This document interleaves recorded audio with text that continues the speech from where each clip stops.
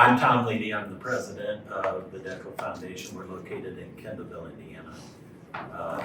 You want me to expand on that? Sure. Okay. So the DECO Foundation is a private foundation started by Chet DECO back in 1981.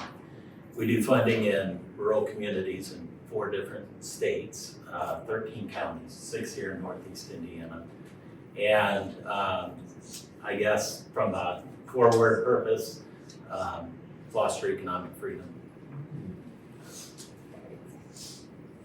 I'm Sarah Stromanos. I'm the president at Follinger Foundation. Our mission is to support those with the most economic need, least opportunity. That's a lot more than forward as well. It's hard to dial that in, but we also like to say we champion opportunity. And what does that really look like for our nonprofit community, right? It looks like leadership and support of the people that work in the sector. It looks like trying to lift up everyone that is trying to move with this community and forward in the same direction. We do have an Allen County focus. Our family owned the New Sentinel newspaper, and the Allen County readership was what supported their opportunity to have this foundation. So that is our geographic coverage, and family and youth development is our focus. Thanks. Hi, I'm Kendra Klink. I am the Executive Director of the James Foundation. We're located in Auburn, but we fund throughout Northeast Indiana and some a little bit nationally. Yeah. A word to describe us would be trying to make change. And I'm Laura Macknick with the Downward Foundation. A couple of words to describe the Downward Foundation: championing lifelong learning through, I see I'm already out of my words. Be a lifelong learning. Yeah, there you go. I like that.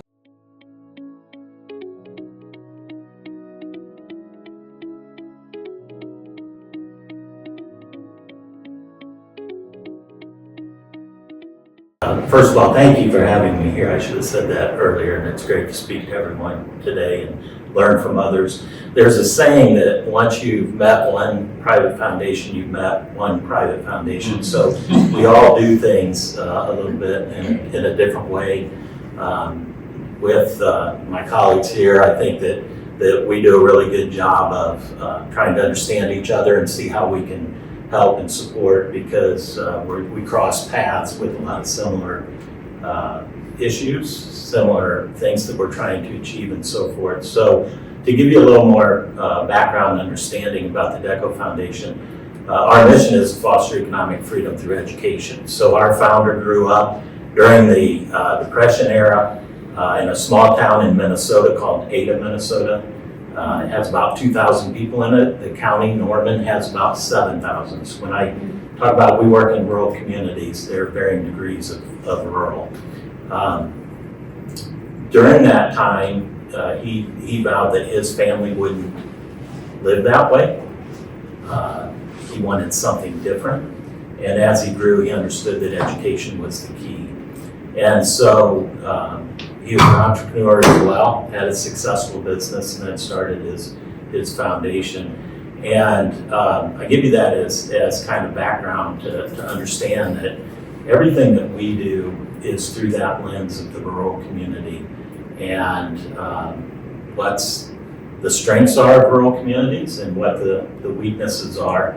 And like I said, we have 13 counties, and they're all different, and they have different strengths and different weaknesses, and we try to help fill in as a private foundation and support them in a way that's appropriate for that community. So when it comes to economic freedom, we focus on youth development at ages 0 through 18. So the things that we fund, when people ask, what is your focus? We want to build skills, knowledge, and character in the young people from those 13 counties that we serve. And it doesn't mean that we fund exclusively in those counties. For instance, there are several organizations in Allen County that we fund that are not, Allen County is not one of the 6 counties that our focus is on, but there are organizations here that can provide experiences and opportunities for our young people that would not take place in their county, or they'll bring that service to our counties. So So the important thing is it's the young people within those counties that we're interested in helping. And skills, knowledge, and character so that they can be self-sufficient. And we feel that by the time they're 18, if they have that foundation of self-sufficiency, they can go on and become economically free. And economic freedom is up to the individual. For us, it's just simply you produce more than you consume. And if you're in a position to produce more than you consume, it's in that surplus that you have choices. And that's where you have freedom. And that's what our focus is. Yeah, I think there are 2 layers to, or at least 2 layers maybe, to how we can be supportive as a foundation. One is, just trying to help the organization where they're at and what the barriers are that they may be confronting, whether it's operational or programmatic or otherwise, and say how can we be of help. And sometimes it's beyond, and this is what we're all about, it's beyond the money. Sometimes organizations come to us with asking for money to help with the problem, but maybe the experiences and the connections that we have would be much more advantageous in that situation. The thing is, we work in rural communities, and I'll keep coming back to that. We work with people who care about their communities, want to do good things in their communities and want to help, but they're not necessarily trained in how to, manage an organization. So what we try to do is help them build their capacity in those areas and through whatever means is necessary. And then another layer is, since we're focused on economic freedom, and we believe that if the programming that takes place aligns with what we know about youth and their development, then they'll take off. The skills, knowledge, and character development will take off because we're all born with the desire to learn. We're all born with the desire to grow. It's just a matter, do we feed that or do we put that fire out? And so if the programming is aligned with what we know about youth and their development, then it'll result in good things for young people. So sometimes as a private foundation, it's about trying to create those opportunities and examples of what right looks like, for lack of a better way of saying it. At least what right looks like from our point of view. We know we don't have all the answers. We're just trying to contribute to the conversation. And as people, sometimes we just do what we know. And you need somebody else to come along to say, hey, here's a different way to go about it. You decide, is it better or is it not? So we try to do that through those doing work. We're not programmers. We're not set up to carry out a lot of programming. That's what the work of all of our grantees do. So we try to do it in a way that we're aligning with what they're already doing, so we don't have to do it.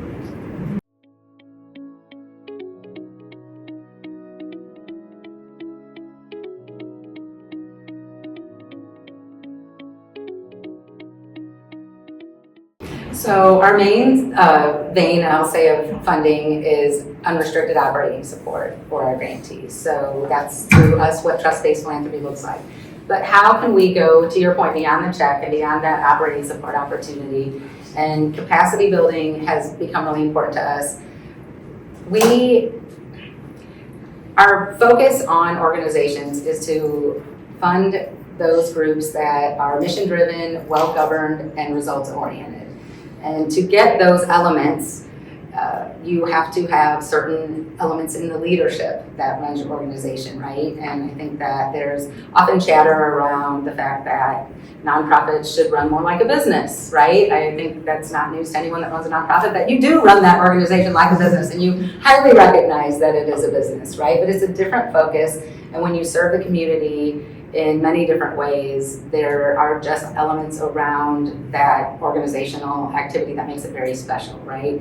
And it is very different. So we look at capacity building as opportunities to inspire leadership, right? To gain governance support. We also are very supportive of board development and board governance training.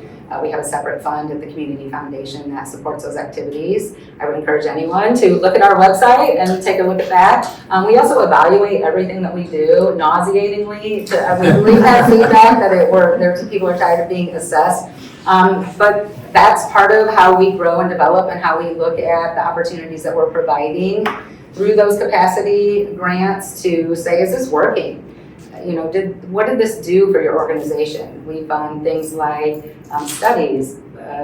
Most recently, we're doing a lot of fundraising and development support, which is something that I think a lot of people would be maybe surprised that we would support through a capacity grant. But we're looking at what do organizations need to think differently and to have an opportunity to hire a consultant, work with a group from outside our community or inside our community to grow in an area that they need to grow and develop in. We do a lot of that type of support, and we also will provide capacity grants. We typically will fund organizations. You have to be 3 years or older because of those elements I mentioned, those results-oriented things that they don't happen overnight, right? It takes time to develop that underlying strategy and to make sure that you have the operational supports to fulfill that.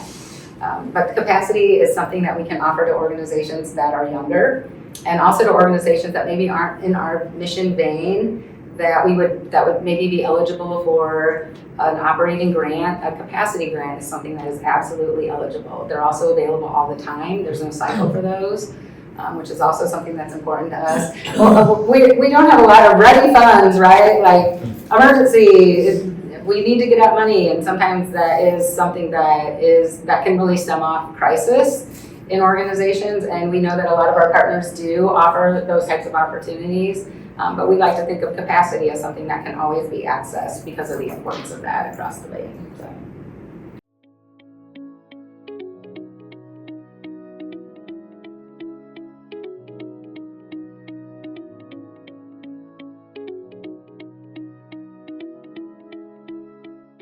Certainly. So Don's donor intent, what he really wanted to accomplish with his philanthropy was advancing manufacturing and entrepreneurship throughout the region. And so we focus on the 12 counties of Northeast Indiana, and as a private foundation provide charitable grants and scholarships in those key areas around education and workforce development. But what we quickly began to realize when we started funding in that space of career and technical education is that a lot was not known about the landscape. And so in order to think through what types of solutions might be the most applicable for each part of the region, because LaGrange County looks different than Allen County, right? And so we wanted to better understand what existed and what were the capacities, what were the deficiencies. And so we commissioned research around the career and technical education ecosystem. We also partnered with Cuesta Education Foundation on our Advancing Post-Secondary Education and Training study, which resulted in the formation of KPET, or the Coalition for Advancing Post-Secondary Education and Training. And I know Sarah and Tom have participated in many ways on that as well, and thank you for that and for your leadership in that capacity.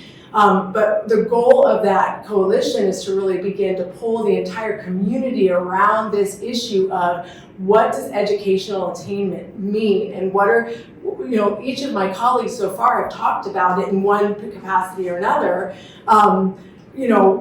understanding how we as funders could potentially bring grant resources, but beyond that, could we provide research and make it open, source so that everybody can benefit from that information? And that really honors Don Wood in many ways. Don was a people person. Don believed in doing business face to face. That's one of the reasons why we are, have these opportunities for conversations with the community. He really valued that opportunity, and I know my colleagues up here on the panel do as well, and that's one thing I think that we are kindred in that way. But I think back to your question, Susan, ultimately the goal of that research was to help begin to understand the landscape better and the ecosystem better so that we could provide resources in those deficiencies.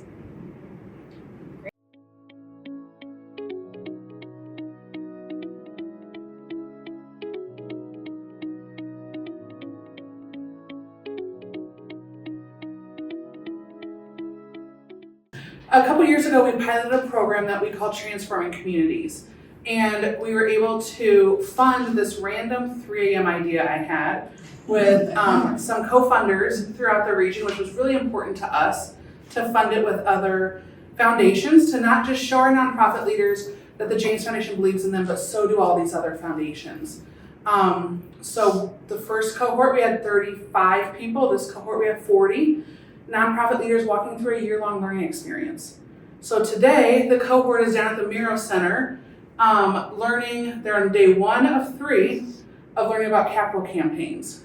So after today, they will all earn their CFRM, their Certified Fundraising Manager certificates from the IU Lilly Family School of Philanthropy, the Fundraising School. It's a very long name, so. It's probably a big certificate. It should be for all those words.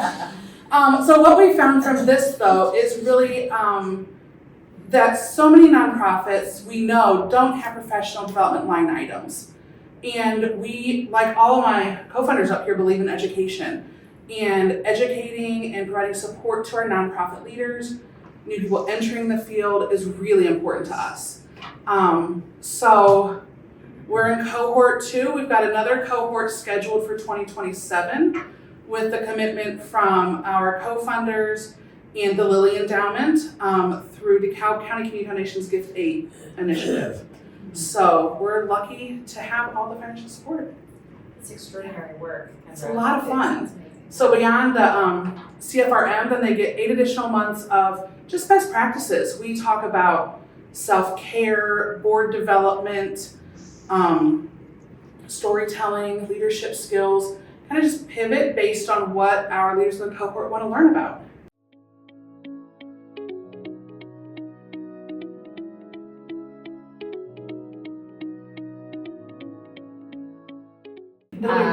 But so the first thing that came to my mind was legacy.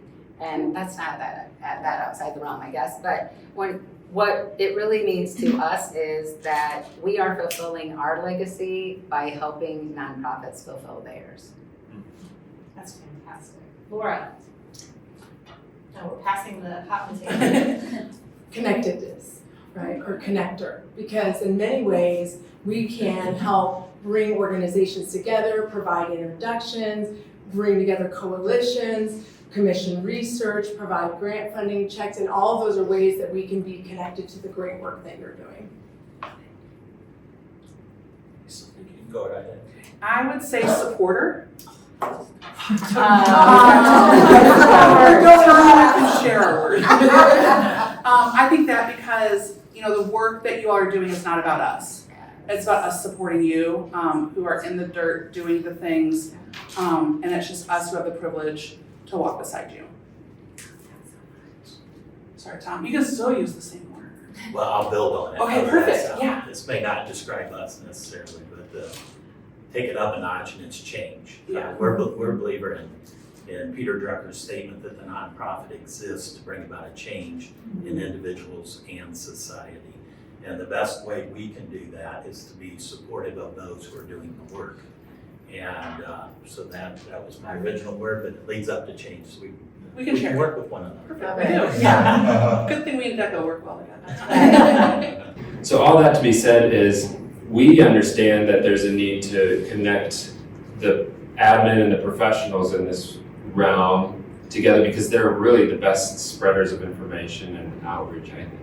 So in that sense, have you guys explored, or any of the foundations explored ways of promoting community and I'm talking at the administrative level, the people who are doing this work to kind of bring people together in organizations. So I'll repeat that question since I'm mic'd, and then I'll let you each have an opportunity to answer, because it's a great question. And what I interpret, and Andrew, let me know if I'm misinterpreting this question, is that your question is, how are each of the foundations represented here building community, particularly among administrative professionals, practitioners of the nonprofit sector? Yes, and let me add one thing because this would be important because I think then it ties even more directly to foundations is what resources could we be providing to advance the work? So for example, a lot of talk of the Paul Clark Resource Center and Community Foundation. every time we talk about that, everybody in the room is like, oh yeah, grant writing 101, or all these grant professionals have been through it, but we're lacking that central resource hub and things to latch into to spread the word.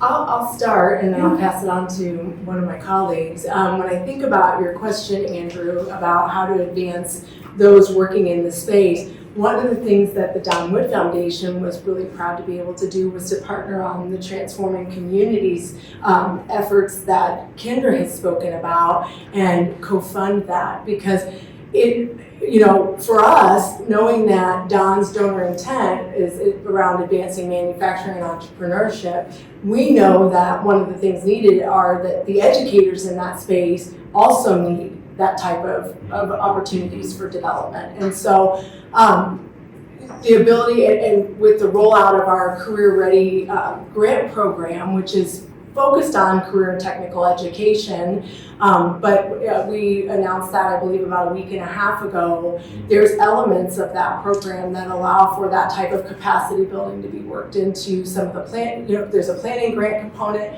and then there's an opportunity to come back and apply for a transformational investment, beyond that. So, but that's one way that the Don Wood Foundation has started to. That's great, thank you. I think maybe 2 ways that you can help us help you. If you know of great things happening, activities, your meetings, if you let us know, I'd be happy to share those on our social medias, or I'd be happy to share them out to our cohort. If we know what's going on, we're happy to share it. I think when it comes to a bigger resource center or a resource opportunity, know that you are heard and we hear you and we're talking. So we try to hear what the community wants, and then we talk amongst ourselves, and then we come back and see if this is did we get it right? Wonderful. Yeah, anything from you? Thanks for that too. And thanks for the plug for Mindy King. Mindy King is a PhD professor at IU who provides us with our platform for our evaluation model, which anyone that is in our early childhood family and youth development space, that's what we ask for that community-based grant opportunity, is that there are evaluative criteria developed around the grant making, around the programming that's done, so we can know that the outcomes are what the organization really wants and know what's best for the opportunity that creates, right? Also, I would like to plug a little bit of our relationship with Great Kids, a very long-time relationship for educating educators, right? And providing opportunity for that experiential learning and coming together, and the conference again is coming up soon, but we are trying to find ways also to work with groups that are out there. Same thing with the KPED opportunity. Thank you so much I'm part of the resource group that Liz leads with Joanne Alvarez. And it's been an amazing experience to see everyone coming together in this community, trying to look at how do we best support education? What does that look like? How do we best support opportunity? And you spoke well about that earlier. That's something that is very important to all of our foundations. And how do we really best get at those needs in the community? And it's by opportunities like this and through the work that you all are doing to convene people. For us, it's kind of situational. It depends on what is needed at the time. We try to leverage the other resources that are already being offered as much as possible, because like I said before, we don't run programs. We do, but it's not what we're meant to do. And so we will if we need to, but we try to leverage what's already there. We try to support, whether it's transforming communities, or we have nonprofit workshops that are offered through partnership with the Community Foundation, Noble County, and Crossroads United Way on topics that are of interest to the nonprofits that are in our area. So it's kind of situational in that overall. But we also recognize that sometimes capacity is needed for a short period of time and not necessarily built into the organization. So a couple of things that we do there, we offer what we call nonprofit tool belts, where if an organization needs help with strategic planning or putting together a marketing plan or something of that nature, just a short time need, we offer funding so that they can hire a professional to come in and help them meet that need and then go on and carry it out. Another thing that we've done, and actually just this week, it's his 4th anniversary at our foundation, is 4 years ago, we hired a construction consultant, somebody well-versed in the construction industry, and he's on staff now, and we hired him because there are a lot of capital projects that we're asked to engage in. And again, we're in rural communities. That's the backdrop of my whole, lens here. If an executive director in a rural community encounters one capital project in their career, that's may or may not be the norm. And so they're not necessarily well versed in how to carry out and manage the fundraising side of it's one thing, but the actual getting it built is a whole other ballgame. And so he is on hand to be a guide. We don't make decisions for them. We're not part of that process, but he is there for them to lean on throughout the process so that they know what to expect, what they should ask, but what when they do receive information back, whether it's bids on a job or whether it's architectural drawings or what have you, he'll sit down with the leaders and just say, here are the things to look at, or here's what's important, here are things you might want to ask. And it's been a great addition for us. I can't tell you how many people contact us and say, hey, having Greg available has been awesome. We appreciate that. I will say this, that he may be a bit of a unicorn because he has a great rapport with people and empathy. And along with his construction knowledge, it really seems to work. So that's another thing that we've added to try to help with that situational capacity.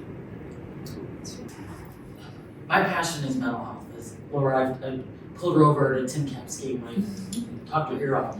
But this is all great to hear about all these programs and whatnot. And I love that you just mentioned from the DECO Foundation that you're funding with a purpose, but you also know what your lane is, meaning that if you're doing construction development, you hired somebody in which that was their lane. What's the foundation's positions in supporting initiatives regarding mental wellness? Because in regards to not-for-profits, the number one challenge is burnout. And making sure that people are seen and heard, not only the clients that they serve, but also the people that are serving them. What is your position on as you view the importance of instilling or funding mental health initiatives that will make great leaders, that will provide them with the support they need through education, their endeavors and whatnot? What's your position on that? So I'm gonna again say great kids for the educators, because there are a lot of mental health trainings and components around serving kids and working in that vein right now. One of the things that we have launched, and certainly thank you for that question, the reality is that the work of nonprofit is hard and it's painful. And depending upon the people that you serve, it's tragic. And you're dealing with a lot of really heavy things. You're dealing with poverty, trauma, death in many ways, grief. So it's a very heavy space for a lot of organizations that serve in that vein. We fund mental health organizations through our operating support on a broader scale to support the community. But when we look at supporting our nonprofit leaders, one of the things that we have done is we launched a CEO retreat last year for our nonprofit CEOs to come and have 2 days away of learning and opportunity to decompress a little bit, be amongst peers, and share, and just hopefully kind of be able to breathe a little bit. The reality is that every nonprofit leader wears a lot of hats, and everybody does more with less, and that less is becoming less. So how do we, and we talk about this a lot as a collective group too, how do we best support the sector through those leadership trainings, individual coaching opportunities for people to really step into that. So that's just a little bit of a component of what we're trying to do. So to your question, Alice, around mental health, with the Don Wood Foundation, one of our key areas of focus is around leadership. And so I think it's from what lens are you looking at it through? So in terms of leadership development or the opportunity to bring those kind of educational elements to our community, but then also some of the capacity building to help alleviate some of that burnout is one of the areas that we have taken a look at.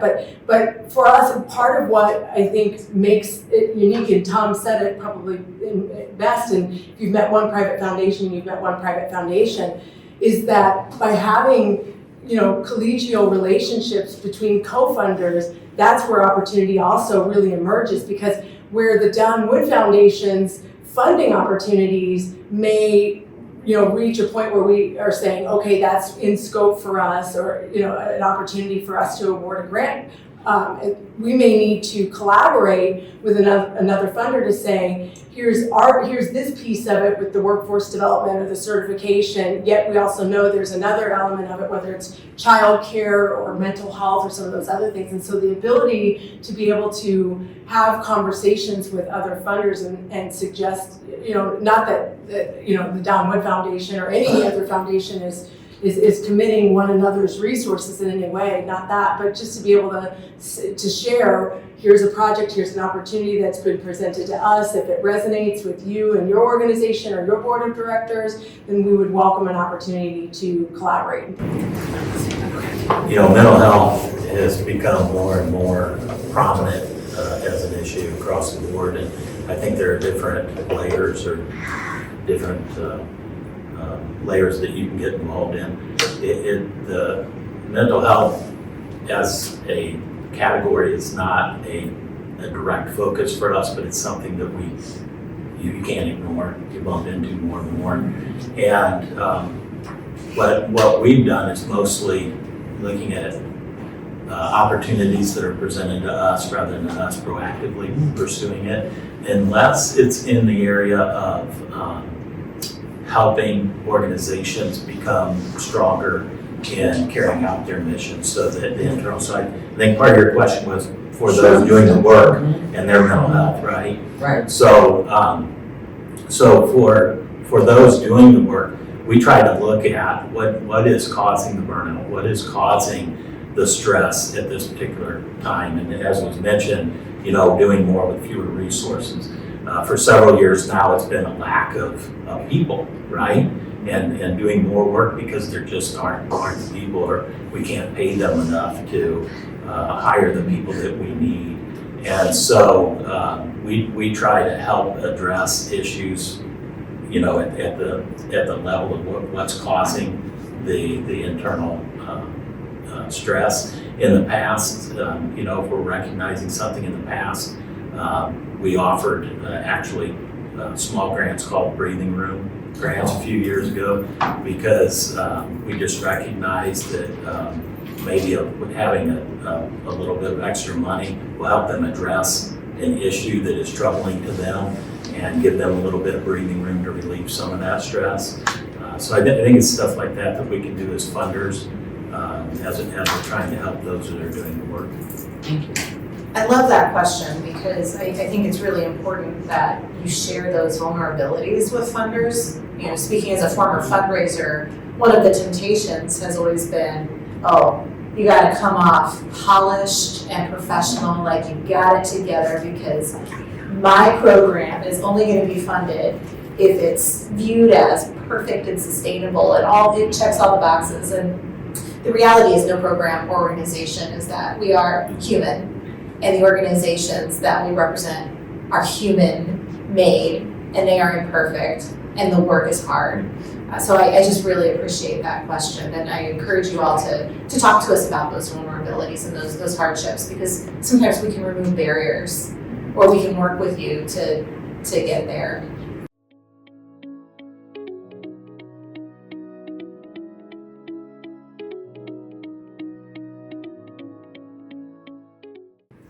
Great question. That's a lot of what Transforming Communities is all about. Okay. Is meeting every leader where they are. Currently in the cohort, we have founder-led organizations who've been doing it for 1 year to people working for universities to career-long nonprofit leaders. I think that you'll continue to see more opportunities for learning surfacing in our region through collaboratively funded opportunities. And if there's something specific, like Susan said, talk with us. We're all open, we all love phone calls, we love to hear from you and what you need. And like Laura said, if we can't fund it, we probably know someone who can.